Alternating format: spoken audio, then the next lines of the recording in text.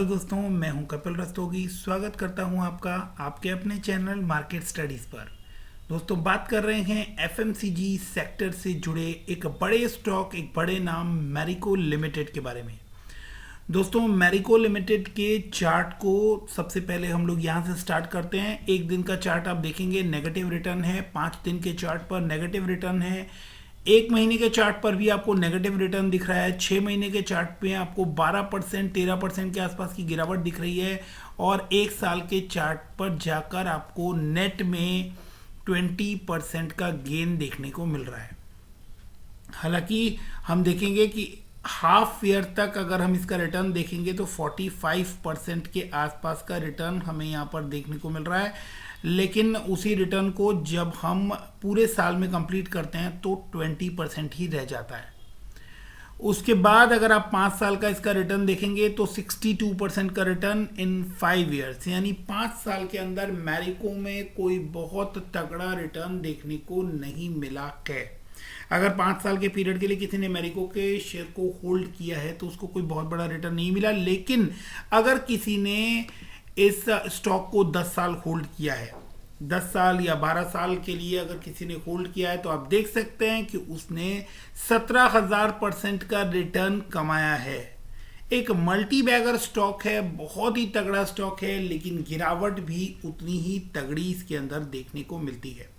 61,000 market cap के साथ ये काम करता हुआ नजर आ रहा है। 478 रुपए इसका करंट प्राइस है, 607 रुपए इसने अपना 52 वीक हाई बनाया है, और 400 रुपए इसका 52 वीक लो है। डिविडेंड 2% की डिविडेंड यील्ड यहाँ पे हमें नजर आ रही है। फर्दर एक एक करके स्टेप बाय स्टेप आपको चीजों को क्लियर करता हूं, वीडियो को स्किप करके ना देखें। मैरिको में अगर हम सबसे पहले इसके फंडामेंटल्स देखें तो बेसिक पैरामीटर्स जो हैं वो मैंने आपको बताया कि मार्केट कैप क्या है, करंट प्राइस क्या है, आरओई और आरओसी अगर आप देखेंगे तो बहुत ही शानदार नजर आ रहा है। 36% एंड 44% का आरओई और आरओसी जो है वो बहुत ही अट्रैक्टिव है, बहुत ही अच्छा नजर आ रहा है। इसके अलावा प्रमोटर के पास 60% का स्टेक है, जिसमें से कुछ भी प्लेज नहीं है।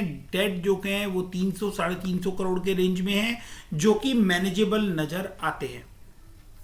हालांकि वैल्यूएशन वाइज ये स्टॉक आपको अभी भी स्टिल महंगा नजर आता है, क्योंकि P valuation wise industry P जो है वो 30 का है, एंड स्टॉक का पी जो है यानी प्राइस टू अर्निंग रेशियो वो 51.2 का है, and price to book value के हिसाब से ये 15 टाइम्स अपने बुक वैल्यू के ट्रेड कर रहा है। बट अगर हम रिटर्न देखें तो 17,000% का रिटर्न देने वाला स्टॉक आपको प्रीमियम पर ही ट्रेड करता हुआ नजर आएगा।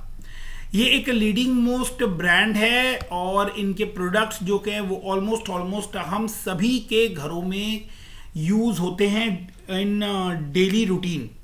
आप Kavya, parachute, right, Livon, Set Wet, Saffola, ये जितने भी आपको प्रोडक्ट के रेंज हैं, ये सभी आपको, ये जितने भी रेंज आपको दिखाई दे रहे हैं, ये सभी आपको मैरिको के अंडर में ही काम करते हुए दिखाई देते हैं। तो मैरिको की सेल्स, सबसे इंपॉर्टेंट चीज अगर चार्ट पे देखें तो अभी फिलहाल ये इसके 50 डीएमए और 200 डीएमए यानी 50 दिनों के का जो एवरेज है शेयर्स की मूवमेंट का, और 200 दिनों के एवरेज का जो एवरेज है वो एक ही पॉइंट के ऊपर आपको दिखाई दे रहा है, और वो पॉइंट जो है वो 502 का बनता है। अभी करंटली आपको 478 पे यानी दोनों के ही नीचे ट्रेड करता हुआ नजर आ रहा है। बात करते हैं कि इनकी सेल्स क्या है। अगर सबसे पहले सबसे इंपॉर्टेंट चीज अगर फंडामेंटल्स रीड करने हैं तो आपको देखना पड़ेगा कि सेल्स किस तरह का परफॉर्म कर रही है। तो दिसंबर 20 में 2100 करोड़ की सेल थी, अभी दिसंबर 21 में 2400 करोड़ की सेल है। हालांकि प्रीवियस क्वार्टर से आपको कुछ करोड़ इसके अंदर कम होते हुए नजर आ रहे हैं। ऑपरेटिंग प्रॉफिट दिसंबर 20 में 413 करोड़ का था, और ऑपरेटिंग प्रॉफिट दिसंबर 21 में 431 करोड़ का है।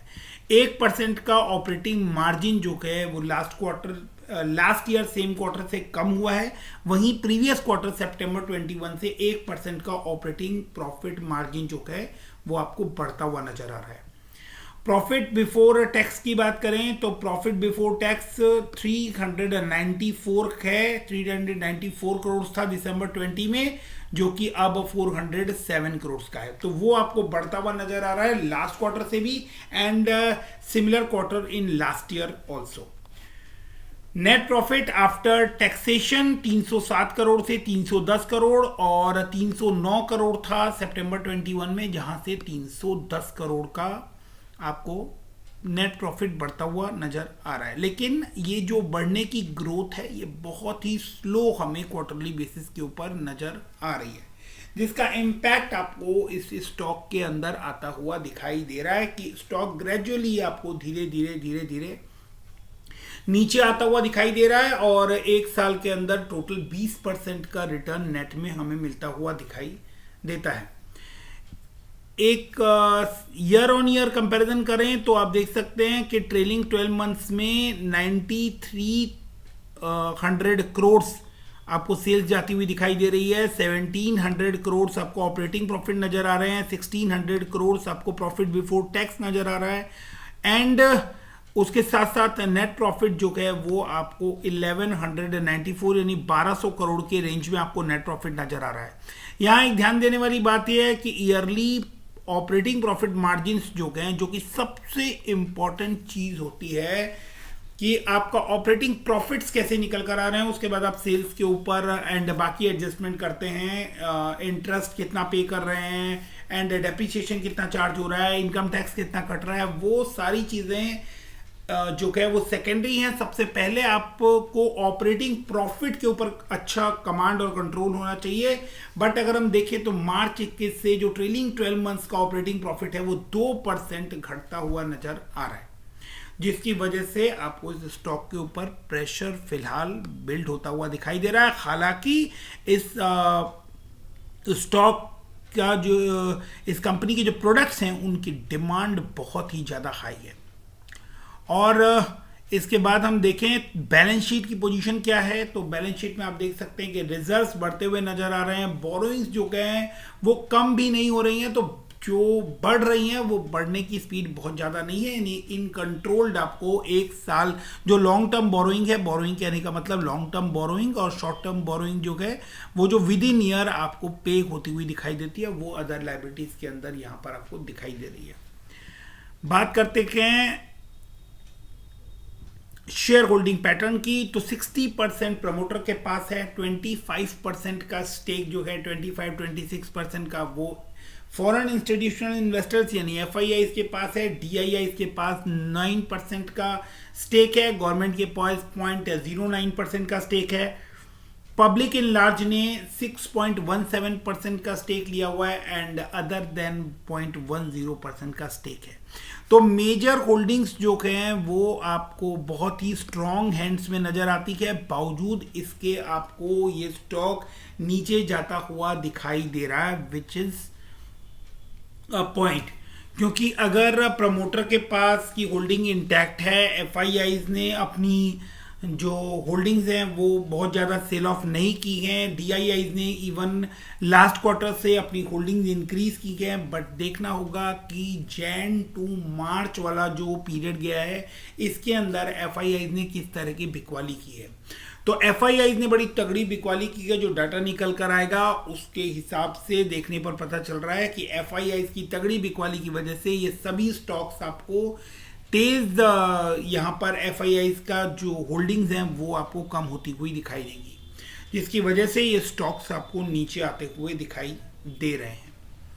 अब स्टॉक्स सेल हो रहे हैं, आपको नीचे आते हुए भी दिखाई दे रहे हैं, आपको यहाँ पर सेलिंग का प्रेशर भी नजर आ रहा है, लेकिन जब ये सेल हो रहा है तो यहाँ पर आपको टेक्निकलिटी क्या कहती है, आपको कहाँ पर इसको बाय करना चाहिए या सेल ऑफ करना चाहिए या कंट्रोल करना चाहिए, शॉर्ट टर्म में पैसा बनेगा या लॉन्ग टर्म में पैसा बनेगा, इन सब बातों के लिए अब हम इसके चार्ट पर चलते हैं।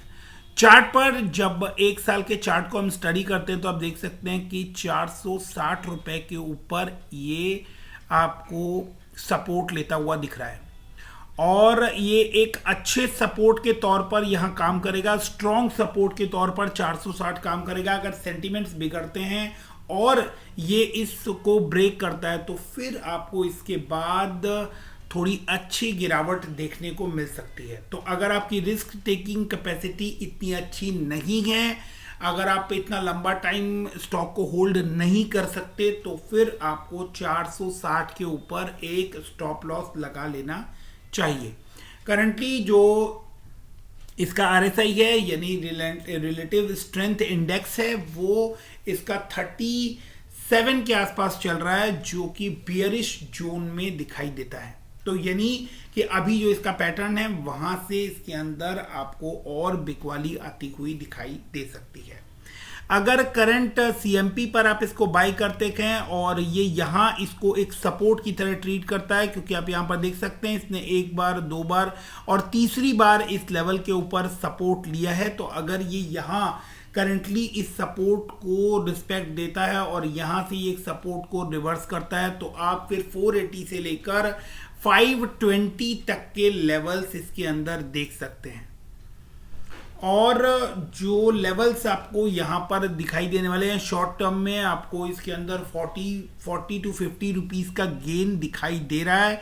और इस गेन की एक्सपेक्टेशन की वजह से आपको इसके अंदर आने वाले टाइम में डिलीवरीज जो उठती हुई दिखाई दे रही हैं। अब उसके बारे में हम लोग बात कर लेते हैं। 7 डेज की डिलीवरी को जब आप देखेंगे तो इसके अंदर अब जो डिलीवरीज उठती हुई नजर आ रही हैं वो 61%, 62%, 70% तक की डिलीवरी आपको मैरिको के अंदर उठती हुई दिखाई दे रही है। तो 70% तक की डिलीवरी उठने का मतलब है कि एक्सपेक्टेशन बहुत ज़्यादा हाई है कि यहाँ से अब ये आपको एक रिवर्सल लेता हुआ दिखाई देगा। बट जब तक ये 520 रुपए के लेवल को क्रॉस नहीं करता, और दैट ऑल्सो विथ वॉल्यूम, क्योंकि वॉल्यूम्स यहां पर बिल्कुल नजर नहीं आ रहे हैं।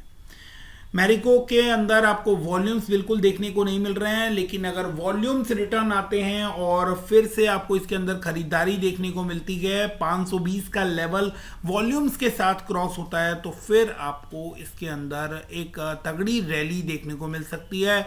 और फिर उसके बाद के जो लेवल्स हैं वो आपको अराउंड 600 एंड 600 प्लस के भी देखने को मिल सकते हैं। यहाँ पर कुछ जरूरी बातें हैं कि एक, आपको यहाँ पर किसी तरह की बल्क बाइंग नहीं करनी चाहिए कि सभी लोग डिलीवरी बहुत ज़्यादा उठा रहे हैं इसलिए आप यहाँ पर बल्क बाइंग करें।